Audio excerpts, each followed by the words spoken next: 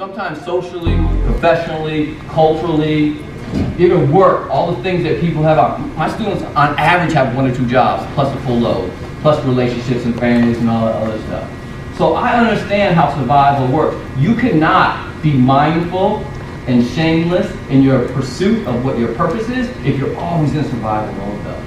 So think about, yes, survival in the short run, but how can you have a different type of mindset? Oftentimes people talk about success as the mindset. And that's a good mindset to have. What are those markers of success? Getting into a certain school, applying and getting into your major, receiving a scholarship or fellowship or some awards, being recognized within your department, getting to grad school, getting an internship, being selected to go to study abroad. All those things might be markers of success. And those are okay. Be mindful though, because sometimes how the larger society defines success will keep you out of your purpose. That makes sense? How society defines success might keep you out of your purposeful pursuit.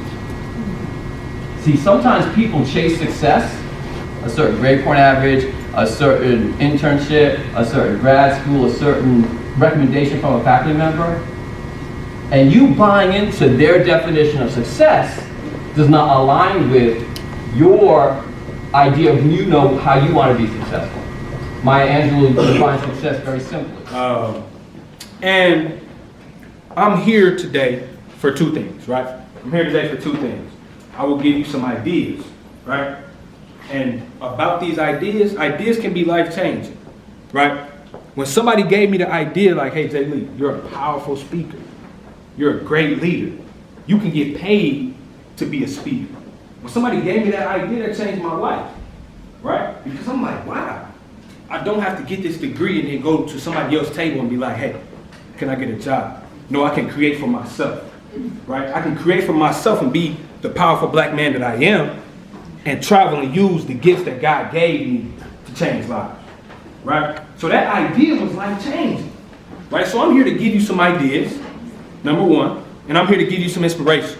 Because as you can see, I have a very deep voice, thank God. I have a very powerful voice. So I'm here to inspire you a little bit, right? To challenge you a little bit. So with those 2 things, my business is all about getting people breakthroughs, right? And what a breakthrough is you're currently here. This is your goal. With the breakthrough, I'm going to bring you closer to your goal, right? That's all I aim to do. I want to bring you closer to your goals so that you can accomplish your goals. That's what we want to do in this life, right? We want to accomplish our goals. We want to continue to live. You want to make money, you have a desire settled in your head, you probably have very specific, materialistic things that you want to achieve that's associated with your success. And nothing's wrong with that. Nothing is wrong with that, right? But you will never get there being a yes person. So how I define being in your bag is the act of being in your own world. Focused, in control, on your grind, and in your own lane. That last statement is the most important part. We don't like being in our own lane. We want to know what Jay Sean doing over here, and your stuff is not even together over here. And so we mess up because we're so distracted about what everybody else is doing or not doing that we're dropping the ball. Also, negotiation is so important. Oftentimes, we see a job posting and we'll say, oh, that's a good amount of money, and I don't know what people consider a good amount of money. I typically like to think things on the high end. But let's say you go in and a job is hiring and they're hiring at $50,000. I'm just gonna throw a median salary out there, right? And this is the job is $50,000.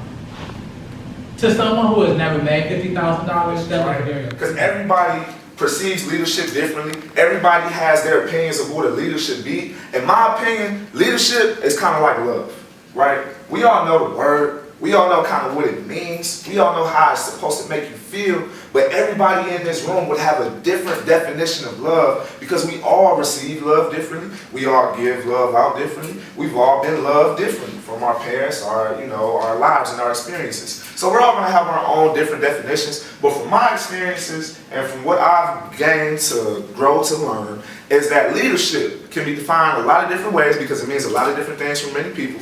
But one of the critical things in leadership is being able to go ahead and get people on the same accord, to get people to work towards a common goal, and to inspire others to go ahead and do that and achieve greatness while doing so.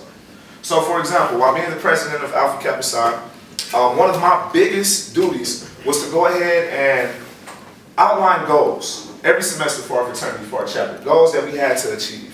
And at that point, you have to get all of the people in active membership to buy into those goals, to know exactly how they can achieve those goals, and inspire them to try to get them to work relentlessly to achieve those goals. And some of the things that good leaders tend to do is build trust, right? So one way to go ahead and build trust with the people that you're trying to lead is to include them on important decisions that are to be made. Oftentimes, a leader has to have the final say, but building trust will allow those other people to work harder towards that common goal because they trust you, they trust your vision, they trust where you're trying to direct them to go, right? All right, so another thing that good leaders tend to do is be a coach. You gotta find a good way, you gotta find a way to inspire these people. If you want to lead, if you want results, if you want to go ahead and make your mark, if you want to improve the quality of life for the other people in your organization, your fraternity, your sorority, you gotta go ahead and be a coach. You gotta find ways to better the people around you. You gotta find ways to inspire them, find out what makes them tick. You gotta find out things about these people, find out things about their life, their upbringing, their childhood, what motivates them. All right, so you gotta show confidence as well. One of the great assets, one of the great things that you have to do as far as being a leader to get people to buy in is you have to show confidence, right? If you make a decision, you have to stick to that decision. You have to be comfortable, you have to be confident, chest out, and if in fact, if you have a plan or a goal, you state that plan or that goal, you give your reasons for why that is your plan or that goal, and you move forward, you never look back.